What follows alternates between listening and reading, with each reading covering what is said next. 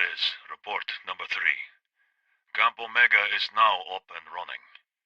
I checked the perimeter with Vega and found nothing alarming. So far, we've both been guarding the camp in turns, switching every 6 hours. But starting tomorrow, he will be in charge of Omega, and I will move to Delta. We agreed to communicate on the radio on a regular basis every 5 hours. Most of the team is unproblematic, but I'm not sure if it was a good idea to take the Higgins with us. We've only been here a couple of days, and I'm already sick of the good doctor's ramblings. He is only focused on his wife. Vega and I will keep an eye on him. End of report. Alvarez, report number 8. I've spotted a fire northwest from the Delta camp. So far, I've determined that there are around 6 people on the island.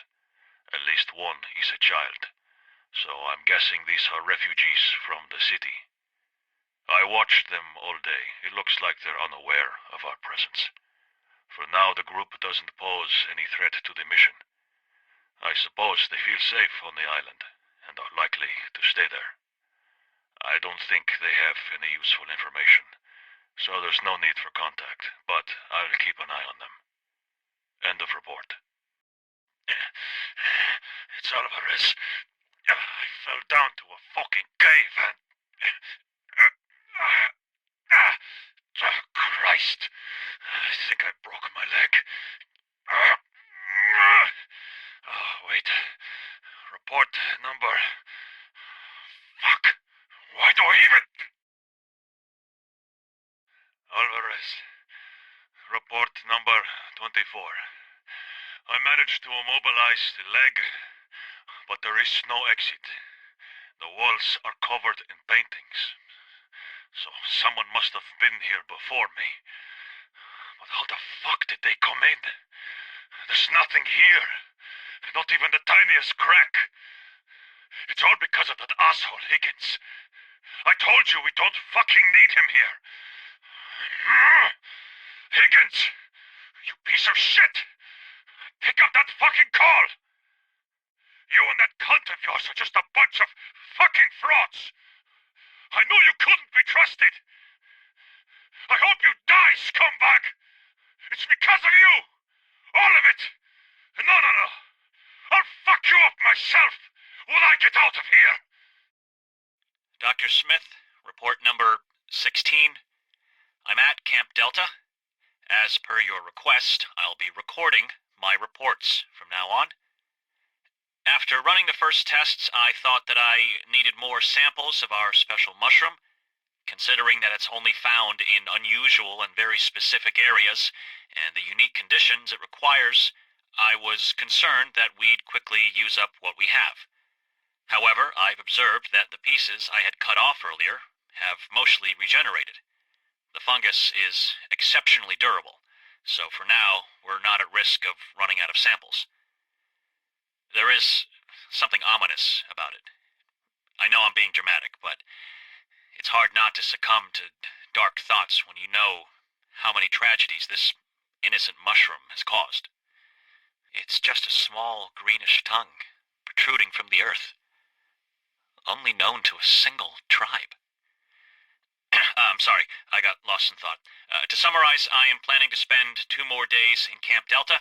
I want to move a substantial collection of samples to Camp Omega. I'm going to send some of them with the next transport. End of report. Dr. Smith, report number 20. This time regarding Dr. Higgins. After we arrived, our collaboration went smoothly, but Higgins' behavior keeps getting weirder. He wants to talk to me about Mia all the time. He thinks that because I'm a biologist, I'm well-versed in medicine. I tried to explain to him that treating people, especially oncology patients, is outside of my area of expertise, but he seems to refuse to acknowledge that. I'm also starting to question his knowledge. Almost every day he shows me new herbs, saying that this time he had definitely found the right ingredient. So far, there's no positive results. He keeps changing his mind and pointing to other plants as if he were guessing. Of course, I'm not rejecting any sample, but I worry that this is a waste of time. End of report. Dr. Smith, report number 23. Again, it's about Higgins. His behavior is starting to spiral out of control, and his obsession with his wife's health is disrupting the team's work. Once again, I want to make it clear that I don't have the professional knowledge to diagnose him, but I suspect a mental breakdown. It's getting worse with each day. Should I put him on medication? We have some sedatives on hand. Please advise. Oh, I almost forgot. I've packed all the specimens according to the new guidelines. I hope this time they will reach their destination without any problems. End of report. Dr. Smith, report number 26. Observations on Quassia amara. A shrub from the Samarubaceae family with compound inflorescence and small, long, intensely red leaves.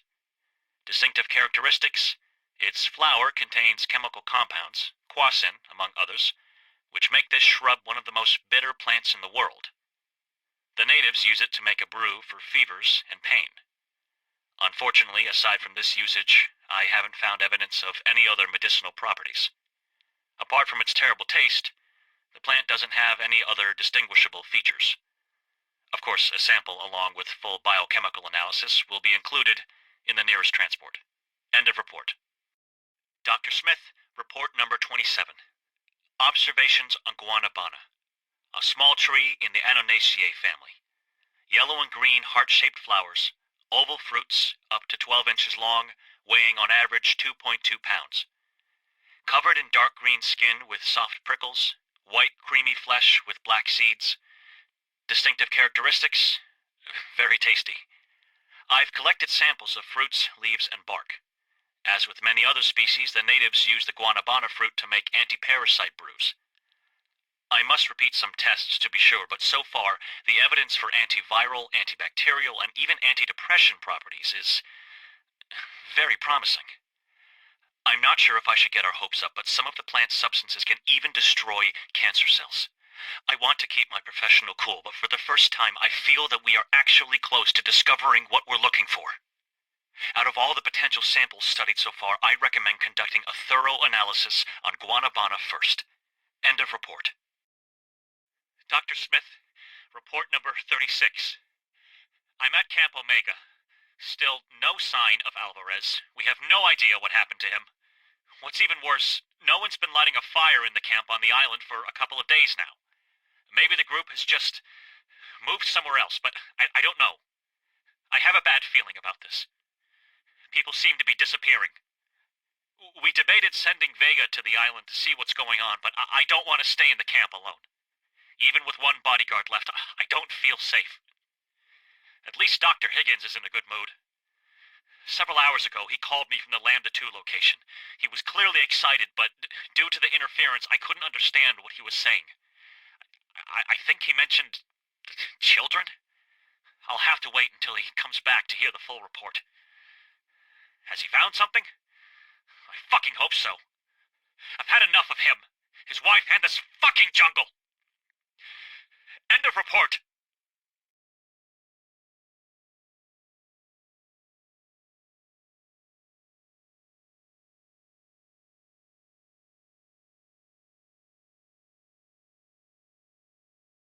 Recording number 1. So, I'm on the expedition with my wife, Mia. Hey, Mia. Hey, Mia. Say hello. Oh, hello. The tent is up, so we can start working right away.